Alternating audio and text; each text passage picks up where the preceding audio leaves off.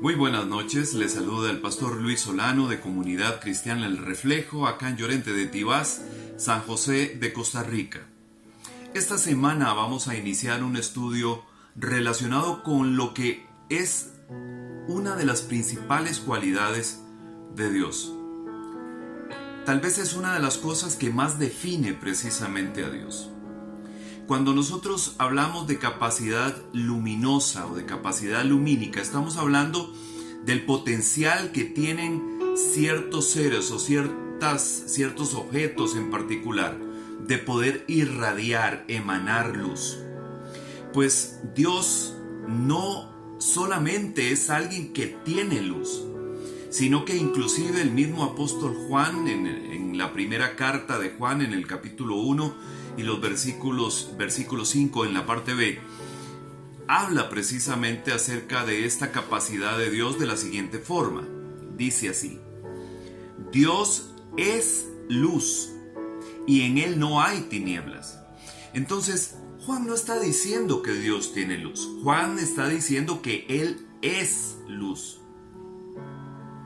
Incluso en el relato de la creación, cuando Dios empieza la creación de todo lo material, de todo el universo material, dice el libro de Génesis, dice: en el principio creó Dios los cielos y la tierra.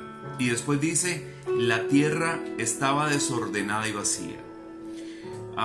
Y hay una parte donde inicia, digamos, precisamente una de las primeras cosas que Dios hace precisamente en el proceso creativo. Dice: y dijo Dios, hágase la luz. Dice: y separó, dice Dios, las tinieblas de la luz. Ciertamente nosotros entendemos que aquí hay una intención clara y particular de parte de Dios de distanciar, de desaparecer mediante la luz las tinieblas. Incluso Juan lo menciona aquí y dice: Dios es luz y en Él no hay tinieblas. Y hay algo interesante, digamos, en cuanto a la creación de Dios en particular. Cuando nosotros pensamos en la creación espiritual, de los seres espirituales que Dios ha creado, pensamos en seres de luz, correcto, con excepción de, obviamente, Lucifer y los ángeles que fueron arrastrados por él, que pasaron a formar parte de las tinieblas. En el caso de los ángeles de Dios, estamos hablando de seres de luz. Pero no solo los ángeles en un principio eran los únicos seres de luz. Podríamos nosotros también, a través de las escrituras, sostener la tesis de que el mismo hombre, el mismo ser humano, era un ser de luz también. Vamos a verlo un poco más detallado directamente en la Biblia, en el libro de Génesis, en el capítulo 1 y el versículo 27, donde dice lo siguiente: y Dios creó al hombre a su imagen, lo creó a imagen de Dios, hombre y mujer lo creó. Entonces dice este pasaje de Génesis que Dios crea al hombre a su imagen según su semejanza. No estamos hablando necesariamente de un aspecto físico, porque nosotros entendemos que Dios es un ser espiritual y no tiene un cuerpo físico como el nuestro. Sin embargo, hay cualidades de Dios que Él puso en nosotros, y una de esas cosas, precisamente, una de esas cualidades principales de Dios que puso en el hombre, es la capacidad de ser seres luminosos, de ser seres de luz. Vea qué interesante lo que dice ahora en el mismo libro de Génesis, en el capítulo 2 y el versículo 25. Dice así, dice la versión Reina Valera contemporánea, dice: y aunque Adán y su mujer andaban desnudos, no se avergonzaban de andar así. ¿Okay? Dice que Adán y Eva andaban desnudos, no usaban ningún tipo de ropa como la que nosotros conocemos y no se avergonzaban de andar así.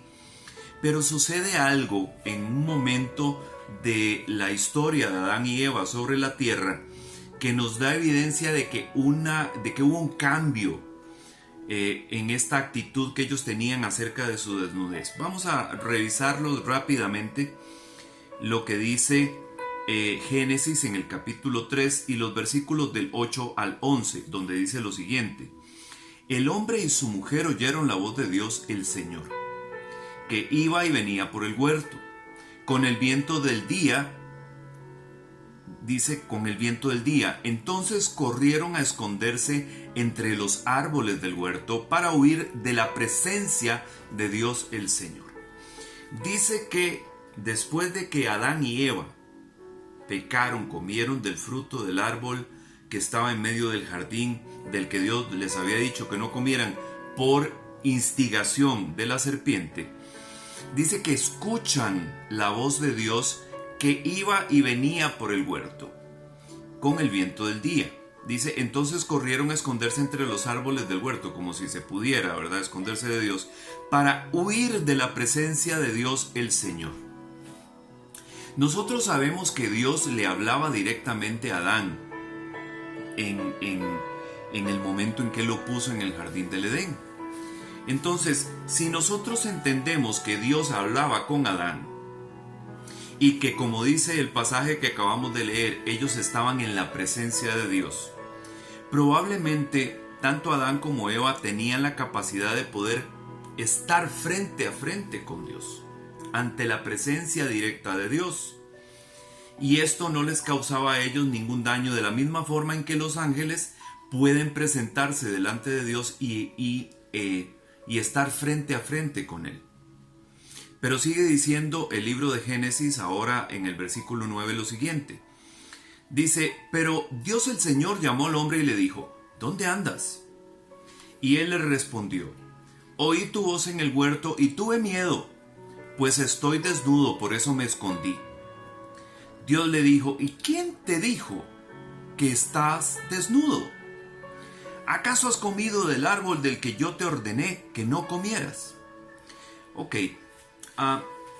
en el momento en que el hombre come de la mano de su mujer que le da para que pruebe del fruto prohibido, en este momento precisamente ellos toman conciencia de que están desnudos.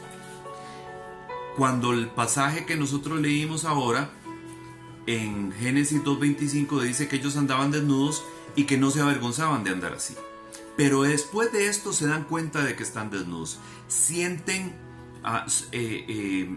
una vergüenza acerca de su desnudez. He aquí la teoría. Si Adán y Eva eran seres de luz y estaban constantemente en la presencia del Señor, probablemente siendo Dios un ser de luz, ellos reflejaban o irradiaban esa luz que Dios había puesto en ellos, siendo ellos en imagen y semejanza de Dios. Entonces, cuando usted ve a una figura contra luz, usted lo que ve es un destello y una silueta, ¿cierto? Probablemente este era el caso de Adán y Eva, que siendo seres de luz, irradiando esa luz que Dios había puesto en ellos, no se percataban de toda su morfología, de las formas que ellos tenían y que los convertían en seres físicos, ¿ok? Pero en el momento en que ellos pecan, inmediatamente esa luz que ellos tienen en sí mismos desaparece.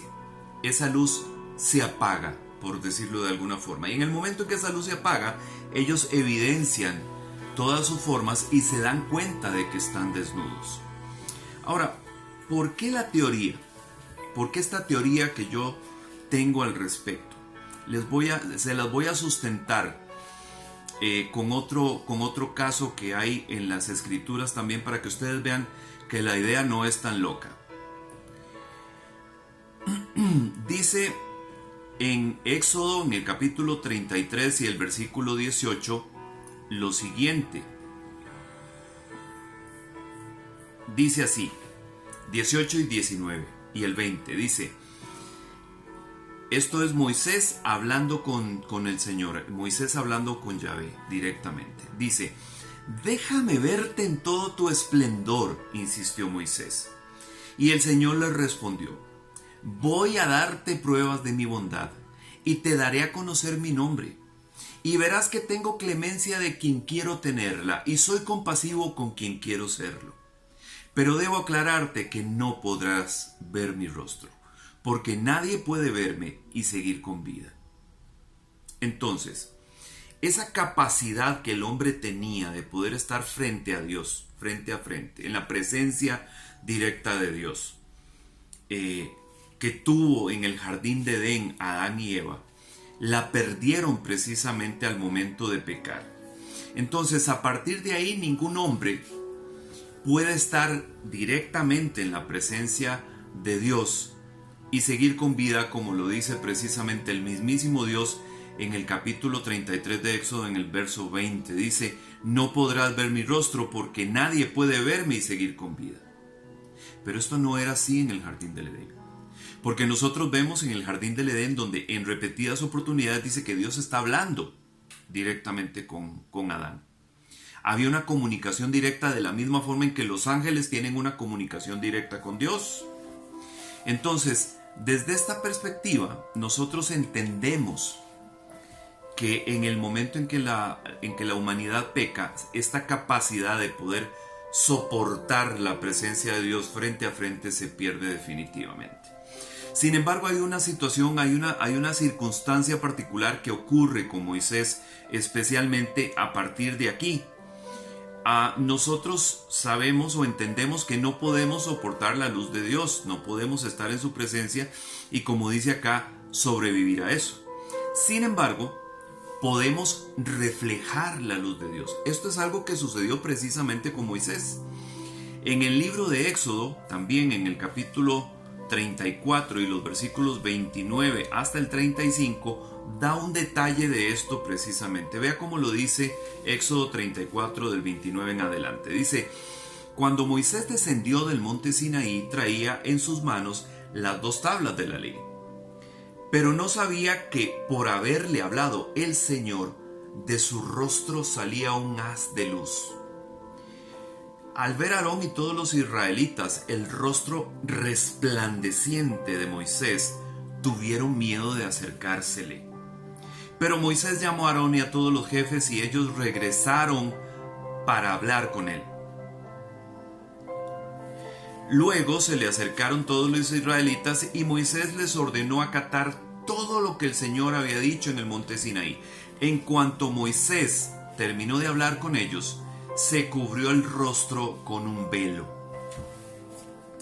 Dice el 34, siempre que entraba a la presencia del Señor, siempre que iba a estar en la presencia del Señor para hablar con él, se quitaba el velo mientras no salía.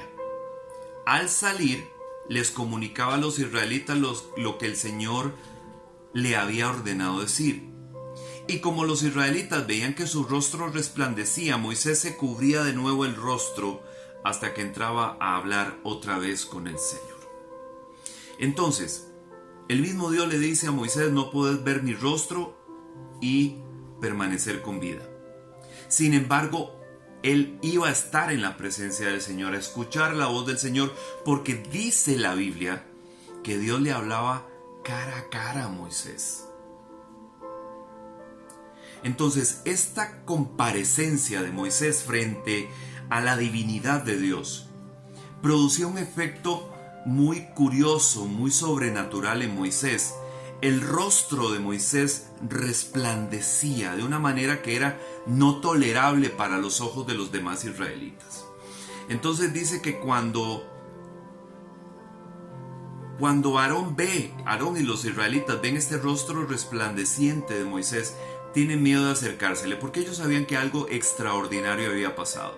Moisés estaba reflejando esa gloria, esa luz intensa, ese resplandor de Dios, estaba reflejándolo por haber estado en la presencia del Señor. Entonces, significa que nosotros podemos perfectamente bien reflejar la luz de Dios en nuestra vida, ¿ok? El estar en la presencia constante de Dios nos permite a nosotros ser reflejantes de esa luz que Dios posee. Después de toda aquella dinámica de Moisés con Dios y demás, esta situación, esto no volvió tal vez a comentarse o a hablarse directamente mientras el pueblo de Israel se desarrollaba como una nación. Sin embargo, en Juan capítulo 8, ya en la era del Nuevo Testamento, del Hijo de Dios venido en carne a la tierra, en Juan 8:12 dice lo siguiente: Jesús les dirigió una vez más la palabra diciendo: yo soy la luz del mundo. El que me sigue no andará en tinieblas, sino que tendrá la luz de la vida. Entonces ahora venimos a encontrarnos con el Hijo de Dios, con la misma capacidad de su Padre. Él no dice que Él tiene luz, dice yo soy la luz. De la misma forma en que Juan dice en el texto que leímos anteriormente, que Dios es luz. Ahora el Hijo de Dios dice que Él es la luz del mundo. Y no solo esto, también dice que el que le sigue no va a estar en tinieblas, no va a estar en oscuridad, que va a tener en sí mismo la luz de la vida. Entonces ahora Cristo se convierte en nuestra luz. Debemos entender que reflejando la imagen del Padre nos mostró su luz para librarnos de las tinieblas. El Hijo de Dios hace esto, entendiendo que su propósito siempre ha sido la comunión nuestra con Él mismo. Nos califica a nosotros también como emisores de luz y nos compromete a dejar que ese brillo que hemos recibido por su presencia en nuestra vida se evidencie por la manera en que vivimos, para testimonio de luz a otras personas. Esto es algo realmente extraordinario. Si nosotros lo pensamos por un momento, nosotros estamos recibiendo, reinstalando en nosotros una capacidad que el hombre tuvo al principio. El ser humano camina en tinieblas desde entonces, pero ahora Jesús nos da la posibilidad de que nosotros podamos otra vez ser emisores de luz, de la misma forma en que Adán y Eva fueron emisores de luz en un principio. Entonces, si nosotros logramos entender esta dinámica, si nosotros logramos entrar en contacto con esa posibilidad y entendemos que el caminar con Cristo, que el tener esa comunión especial con Él nos convierte también en emisores de luz, nosotros inmediatamente podremos visualizar nuestra vida en luz, caminando en luz, alejados de las tinieblas, donde las tinieblas no nos cubren, donde las tinieblas no nos alcanzan, donde nosotros somos, vivimos y hacemos las obras de la luz. Para la próxima semana, si Dios lo permite, estaremos continuando con este tema, porque no todos los seres humanos han buscado caminar en luz con el Señor. De hecho, la mayoría de la humanidad ha rechazado su luz, y eso nos ha traído a esta sociedad, a esta humanidad tan complicada, tan difícil y tan mala en la que nosotros vivimos. Eso lo analizaremos a partir de la próxima semana. Dios mediante, nos vemos entonces. Que Dios le bendiga mucho.